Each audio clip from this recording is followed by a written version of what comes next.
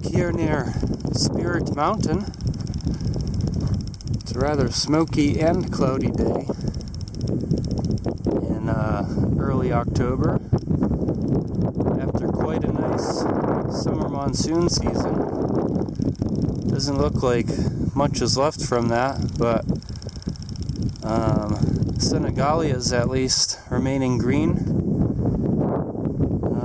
this late in the day, so to speak. Lots of Juniperus californica, since we're near Christmas Tree Pass. Basically the only place it occurs here. Much more basally branching tree than common junipers of the north. Osteosperma there. One dying from drought there. It still was inevitable after probably 250 days without precip last year and this year. At least in some spots of southern Nevada. So what the heck am I doing here? Well, probably still some perennials. I've never collected this juniper before. I want to find it in a spot where it's probably never been vouchered before. Need some exercise. I'm just curious if there does happen to be an annual or two still out from the summer.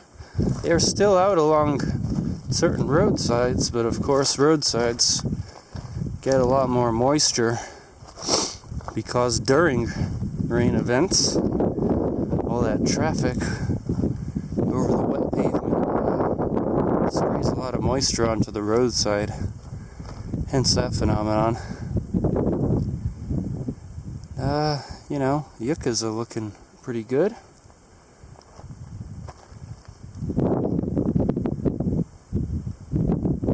And I'm just curious what fall's looking like here. Nothing wrong with that. Fall is starting to hit some of these Senegalia, especially above the washes.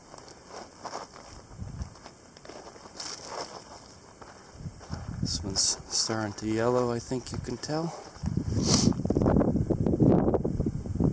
Smoke's been giving me sniffles for weeks now.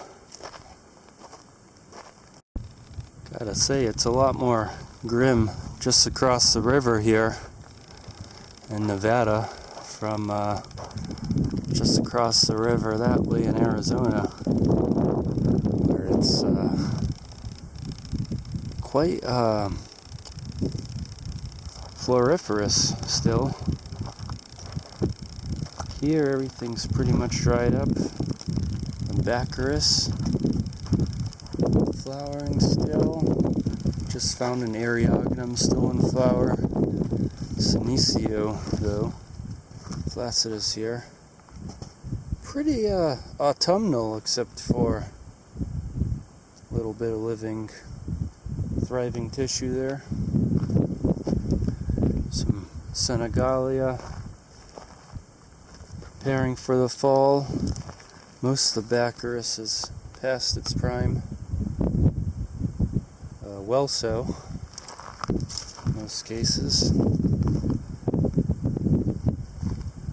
Also seeing evidence that some flowers may have dried up before they could open, and certain things like some Ericomeria. But I can't complain for October here. Last October, you'd be hard pressed to find a flowering organism whatsoever after months and months of no rain, whereas rain has been falling at least once per month here all summer as of early July. So not exactly wet, but wet enough. I imagine last year, this time, right in this spot, these Senegalia would have been all dried up. Just a hunch, though. Here's Spirit Mountain. Erica Maria doing quite poorly. They're supposed to be flowering about now. Instead, this one's totally losing its leaves. A few hours north, these things are thriving right now. So, this area is certainly still drought-stricken. If the Erica Maria shrubs can't, well, they're all shrubs in a sense, but if they can't flower properly, then something's still wrong here.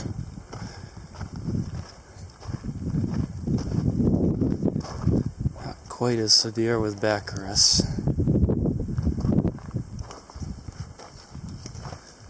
Not seeing many Chelopsis fruits, capsules, either.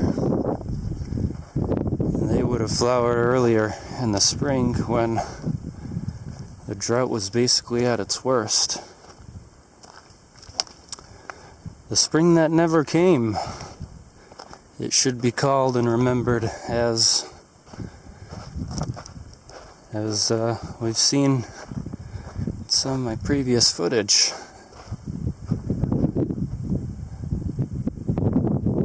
So, the flora here is still suffering the effects.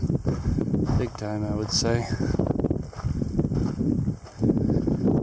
Old road, some use here and there. Not interested in the road though, because the interesting plants are in the washes. This time of year, in this place, after those rains. What is thriving is the phorhodendron, these desert mistletoes. Since they're simply feeding off the Senegalia, I think the Senegalia is happy to have any summer rain whatsoever.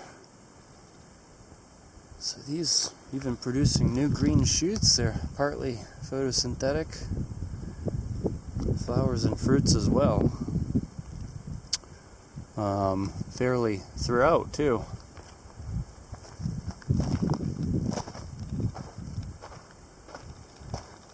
Some more. Almost every single individual, especially the larger ones, has at least one cluster of desert mistletoe.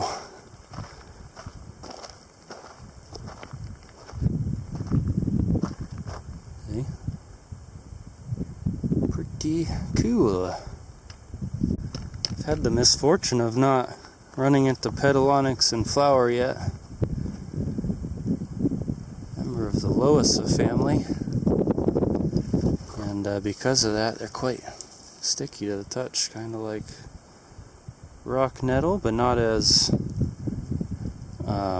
dramatic as with rock nettle, another member of the Loisa family.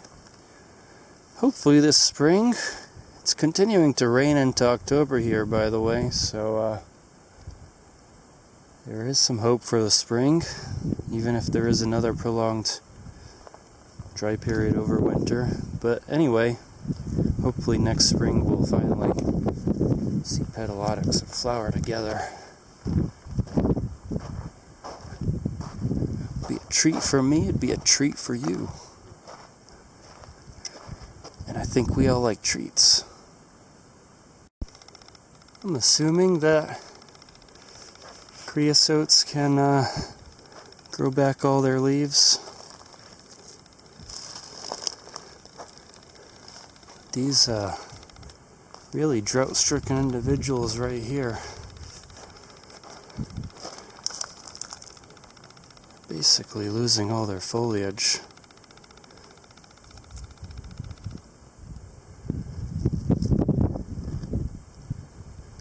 It's unclear to me if they can recover from that or not. They're meant to be evergreen.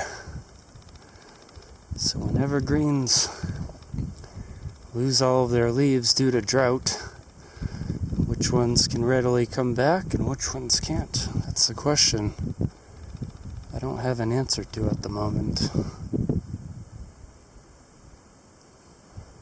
Can't forget all those Nolinas either. Another unique element of the Nevada flora, found only in this Spirit Mountain region, broadly speaking. Basically, we're getting more southern and more warmland species seeping into Nevada here. And one just may predict that it'll continue to be such a frontline frontier. Might even be describable as a refuge of sorts too. But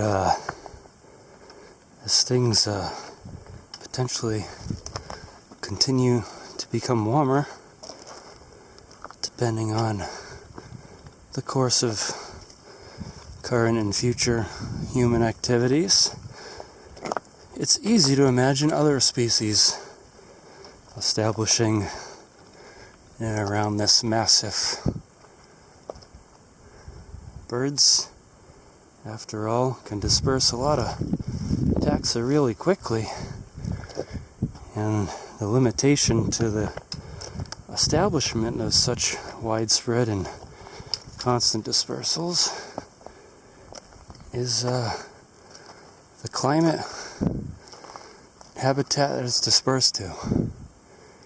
So surely elements of the Mexican flora constantly being carried northwards by birds and such, but relatively infrequently established as range expansions due to phylogenetic constraints of habitat, climate, ecology, etc. of a given taxon. Not all taxa are so constrained. The carnation family, there's rampant habitat and climate transitions even within genera. But most species most lineages, most genera and families, even orders, characterized by broad climatic and habitat constraints, ecological constraints, broadly speaking. And Nolina here does not occur in Nevada north of here, whether due to temperature, moisture, or a combination of the two is intriguing mystery to me. There it is. Long past fruit. Unlike agaves, they'll keep producing such large inflorescences throughout their lives, unlike yuccas. Not monocarpic, in other words. High up here at nightfall, trying to cross over the other side. It's been a long slog due to terrain difficulties and quite a few interesting plants, actually.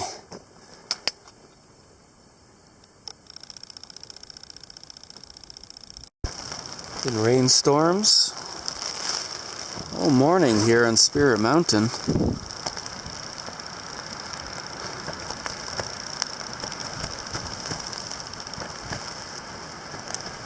No smoke today, only clouds. Kind of waiting for a break to descend. You can see there's no visibility whatsoever up here.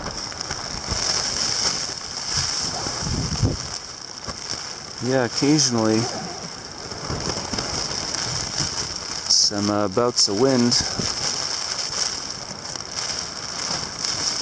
more reminiscent of the Rocky Mountains than Mojave Desert. But I am curious what's going on 1,000 feet below in the desert bottomlands. Be there really soon whenever there's a new break in this rain. Quite a day here on Spirit Mountain. It's partly sunny below. I just need to descend to get out of the precip. It keeps streaming through. See that moving cloud right there.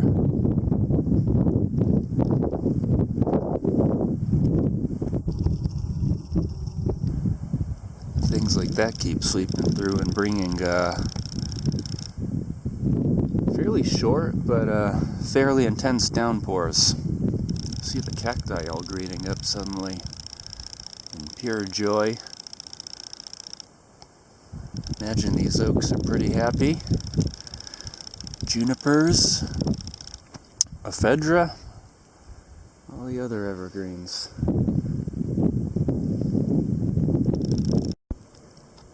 There's another set passing through. I'm packed up now and about ready to head down. I'm going to try that side even though it looks dicey, as they say, from above. I want to see something new. I already came from that side.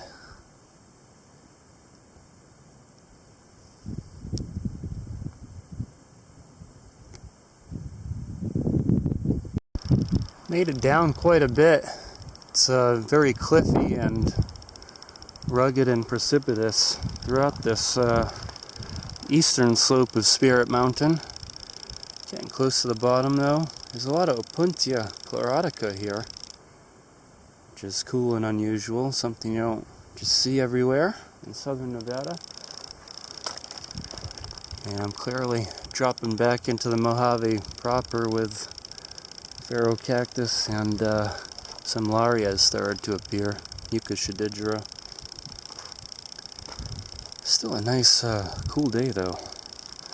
No rain since I left the ridgetop, although it does appear it could return at any time. Opuntia chlorotica here. Upright and shrubby compared to the rest of the Opuntias. There's a very stocky base hidden in there. Just part of it. Almost woody. The cacti don't make wood though, so we can't call it actually woody. Those are big masses of fibrous cells that appear wood-like, bark-like. It's possible to get stuck again and have to end up traversing horizontally. It does look rugged still. That's how it goes on these slopes. Care, caution, and determination is necessary.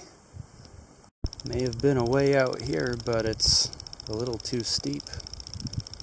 Not climbable. Too slippery and too smooth. So I'm gonna walk back up and try the next drainage over. That's how this works.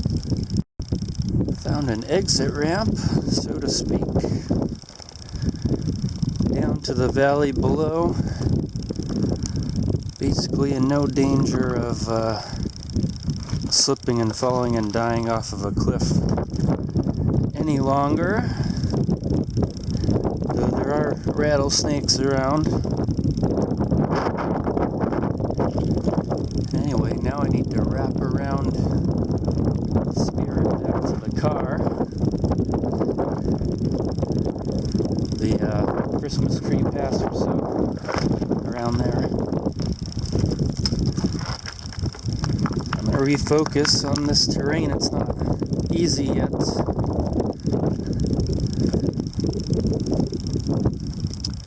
But the worst is behind me up there.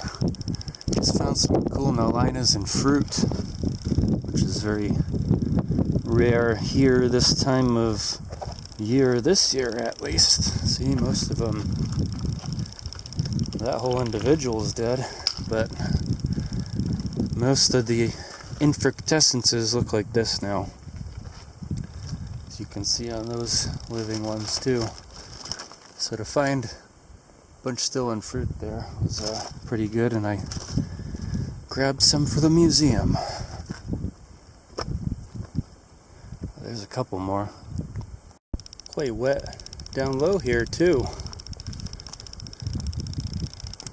So that may translate into some fall annuals appearing, which would be pretty dope.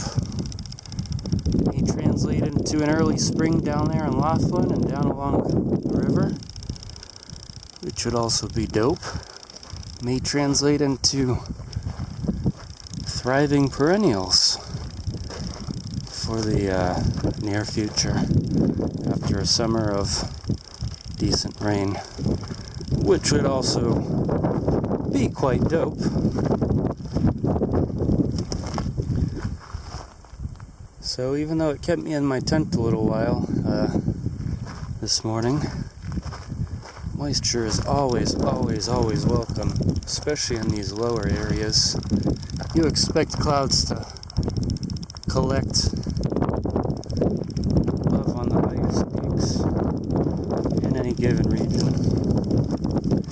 When the precip hits the valley, you know that was a good and thorough and complete storm, which has nonetheless not completely gone away.